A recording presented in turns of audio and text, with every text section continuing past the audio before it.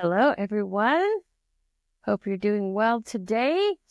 Today I want to talk a little bit about authenticity. I actually wrote a little bit about it and posted yesterday about that.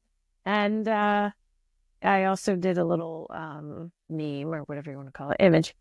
But I want to talk about it a little bit more here. And in particular, I'm going to focus today on how we can make little steps towards being more authentic. A lot of times, I'll be honest, when it comes to authenticity, we actually think we're authentic because the controller kind of has us convinced that we are. But actually, when we start to look under the covers, we're not as authentic as we think we are. So I want to talk a little bit about what steps we can take to determine that and figure that out a little bit for ourselves. So I'm going to do that. Like I have a list, as I normally do, of things we can break down and discuss. And some of these may apply to you, some may not. So let's talk about authenticities. It's something that's talked about a lot, but I believe that most people don't really know what's truly involved in becoming authentic because it is quite a scary journey. Generally, we have to move through quite a lot of fear to really, truly become our most authentic selves. This is not as simple as making some different decisions. It's complex. A lot of times we don't even know what we want on our most authentic level, if I'm being honest. Like we don't actually have a sense of it. So I'm going to talk to you about today about how we can get a better sense of it, right? How we can figure that out a little bit more. So the first one I'm going to talk about, which is like my favorite one to talk about when it comes to authenticity, is that we want to listen to the crazy ideas. The crazy ideas. Typically, we are telling ourselves it's a crazy idea. And we have a tendency to believe ourselves, right? And when I say that, I mean we believe the parts that are telling us it's a crazy idea way more than we believe the crazy idea, even though that is also coming from parts. It's just generally not what we've been encouraged to believe. So what we want to figure out here is, where did we first hear this idea was crazy? Because I promise you, the first time you heard that your idea was crazy was not from yourself. It was from somebody else. And it could have been when you were very young. As I've gotten my memories back of my childhood, I realized that I was pretty vocal pretty early on, actually, about the things that I wanted in my life and that I wanted to do with my life. Like I was talking about doing the things I'm doing now when I was very young. Now, I didn't remember talking about this because by the time I got to adulthood, I was completely shut down. But I was talking about it. And I probably recovered, I don't even know, 50 different memories of different people telling me in my childhood that my ideas were not good ideas. Now, some of the time that was coming from people who truly wanted to suppress my ideas and keep me from moving in the direction of what I wanted to do. But sometimes it was from people who actually had well-meaning thoughts. It's like, okay, it's important that you don't get your hopes up because this life is difficult and things like that don't often work out. Okay.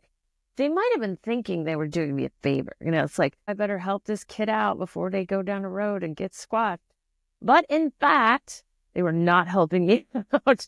If I had even had one person who said, oh, that sounds like a cool idea, that would have made a huge difference to me. But I, at this point, do not believe that I did have that one person. So we want to look at who says we're crazy, right? Who says the idea is crazy? Because it didn't start with us. And then we want to look, I like to use this phrase, check your source for credibility. I've said it many, many times on my live stream. So for those of you who've been around a while, you're familiar with that phrase. Check your source for credibility. What that means is, where did you first hear that idea? Because you didn't make it up in your head. That's not where it originally came from. Where did you hear that idea? And does that source have credibility?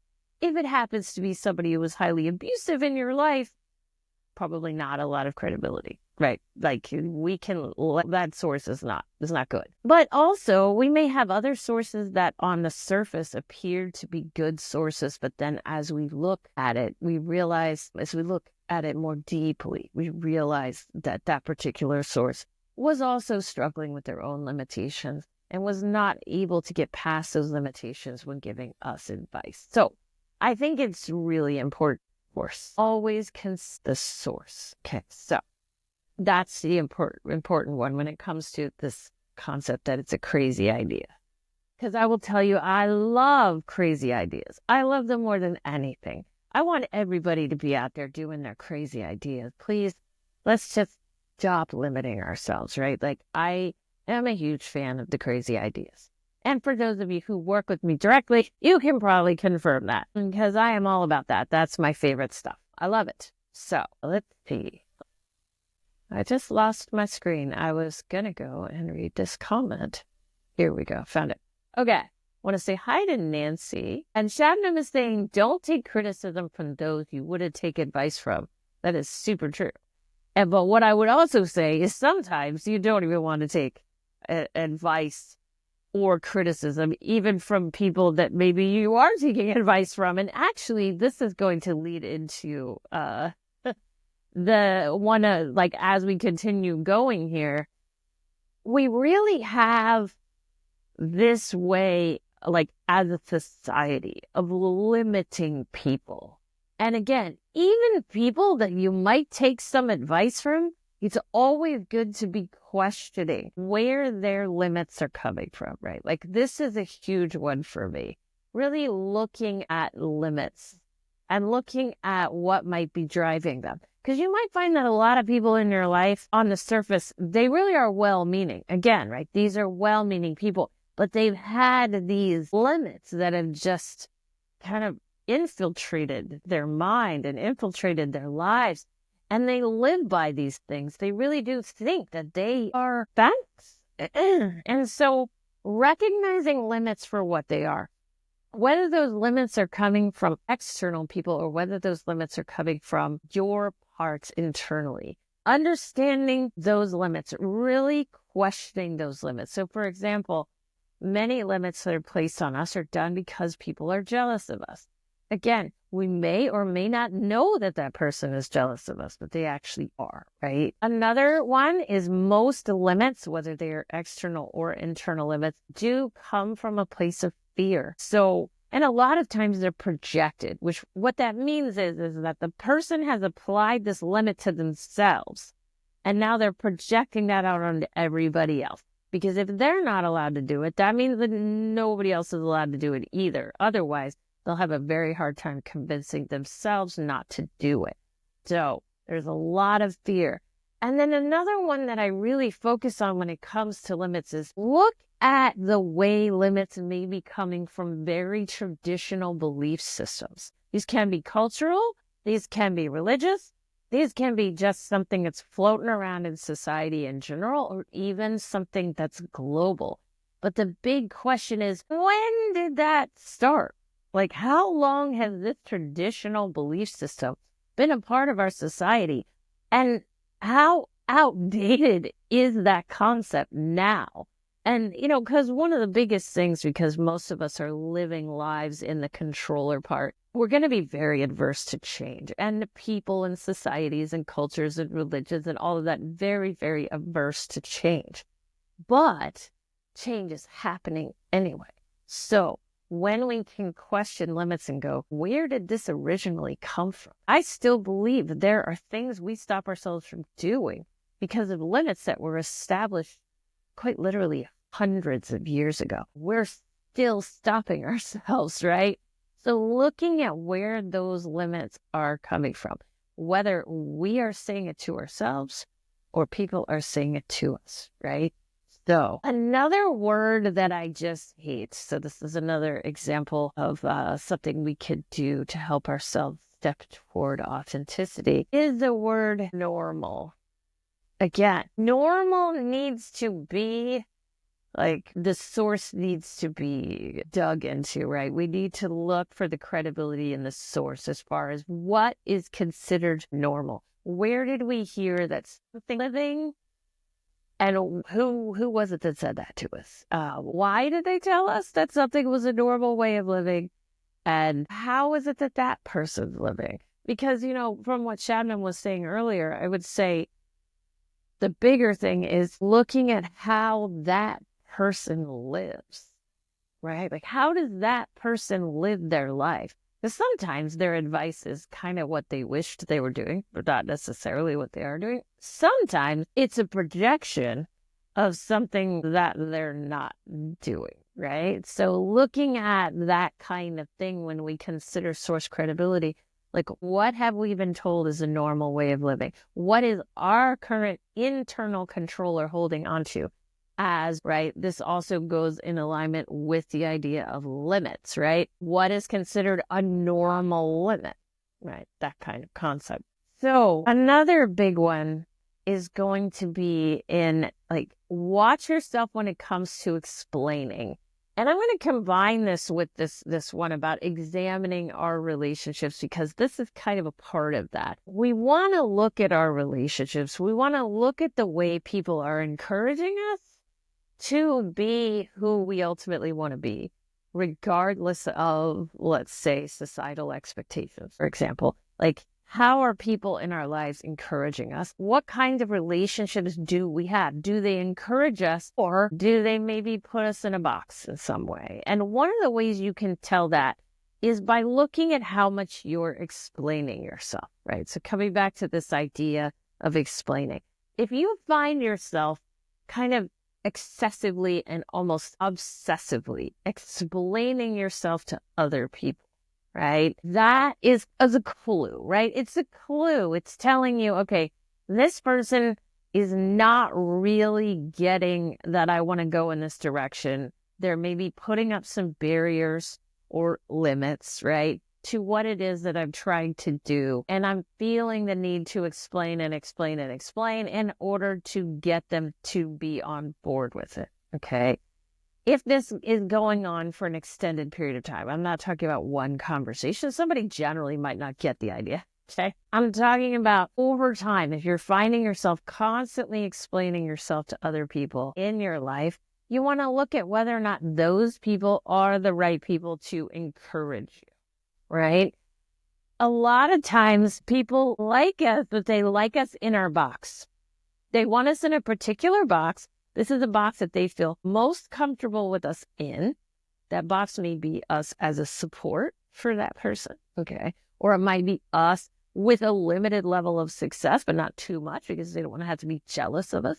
Like, look at how we are limited in our relationships and what the expectations of those relationships is. Again, they may be using words like, they may be throwing out limits. They may be telling you something's not normal. They may be saying that idea is crazy. Those are more obvious, but you also want to look at the overall structure of the relationship and whether or not somebody has a defined expectation as to where you are supposed to be, or may not work for where it is you want to go on an authentic level. So you're looking for those people in your life who go, I'm going to support you, like, no matter what. Like, if it doesn't mean that the other person has to think that your idea is the most brilliant and, best idea to ever happen. But can they let you love that idea and follow it without trying to shut you down? That's really what you need. And I'll be honest, sometimes the worst people at this are going to be the people who are in our immediate and biological family, because they are often the ones who shut down these ideas in the first place.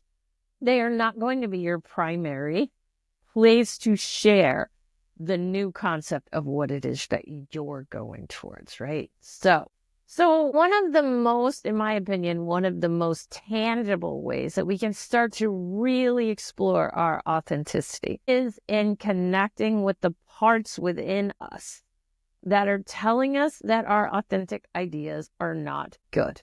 Okay? Again, most of what we are hearing externally, we are also hearing it internally. And as we work through our internal blocks, that's where we can really start to move forward, regardless of how the external world is trying to box us up, right? Because they are, I promise. Even if you don't see it yet, it's happening. And the more authentic you get, the more you will see it, by the way. Okay, so just warning you, believe me, I see it.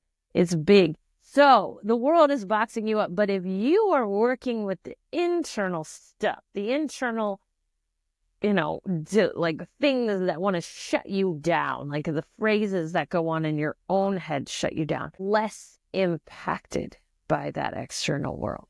So what do we do to do that? Is we want to write from the fears. Now, here's the trick, okay? This is the big trick. Most of the parts that are afraid of our authenticity are not going to sound fearful. Not at first. I mean, they will eventually get there. But at first, the defenders, who are the primary parts that are scared of our authentic stuff, are going to sound more logical, right? So like we were talking about a minute ago, they're going to use words like crazy and normal and stuff like that to convince us that an idea is not worth exploring. So when you start to hear the logic, and I'll tell you, the biggest logical resistance that we will hear to an authentic idea usually involves time and money. One of those two. Those are going to be the two logical ways we stop ourselves from exploring something authentic. Money can show up in a lot of ways. It's going to cost too much to do this authentic thing, or the authentic thing is never going to make enough money to be something worth exploring. That's usually the ways in which the money side of it shows up for us. The other side of it is time. We don't have the time, right? We don't have the time to explore this thing. We have too many other things that we have to deal with. We have too many things going on. Both of these time and money restrictions have a tendency to come from the controller part. So the controller is one of our primary defenders, and they are going to argue against our authentic steps utilizing logic. But underneath that logic is actually fear. They are very scared of taking the risks that can be associated with authentic steps. But I'll be honest, even if those steps don't seem very risky, they can still feel risky to certain parts of us, depending on the ways in which we were squelched as children or told that we could not explore something we authentically loved. So there can almost be this life or death fear associated with moving in the direction of authenticity if we experience enough threatening behavior from family members about this idea. Because when you're a child, the support of your family is actually life or death. You're not going to eat if you don't have their support, right? So it's different than when we're adults and we can sort of take or leave support from individuals. Like the actual logistics behind surviving in a family that wanted to squelch our authenticity is really very scary, right? So we need to let ourselves explore what's going on there, because there can be some really deep fears. And Carol is saying, you're too old, why start now? That's really important time one as well, right? So there's the time of I don't have the time, but there's also the time of like the chronological life thing, like life timeline is not going to work out for me in this way. It's still time related, but it's a different kind of time, right? So that's a huge one. So that's going to be your controller coming at you. Again, always sounding highly logical. That idea is crazy. There's no real benefit. There's no money. There's no time. That's where they focus. So that's often what we hear first. And it sounds very accurate because the controller does a very good job of sounding accurate. They're just really good at that. They've learned from society what that needs to sound like. But on the other side of it, we also will have the karma kid resistance, also highly based in fear. But that's not what we hear first. Again, we hear shame. We hear either shame or we hear futility or some combination. What does that sound like? Well, let's talk about it. So that is going to sound like, who do you think you are to try that? Like, you're not going to be good enough at that. that there's too many other people doing that. How are you going to be that different from everybody else that's doing that? I could go on and on and on, right? That message is more of a shame-based message. The other side of that is the futility that is often fueled by the shame that says, why bother? Why bother? And then the other part of that sentence is because you'll never be good enough. Okay, so that's the futility being fueled by the shame. And so we will hear that message as well. And to us, that also might sound logical. We might be hearing things like, there's already enough very talented people doing that thing. It sounds a bit logical, right? It's like there's too many people already doing that thing can sound logical. But the underlying message underneath that is like, you will never be good enough to do that thing because all these other people are better than you. And while, okay, maybe they're more experienced than you, that doesn't necessarily make them better than you. And one of the things that these resistance messages fail to help you get in touch with is the idea that what you are bringing to the table is going to be unique.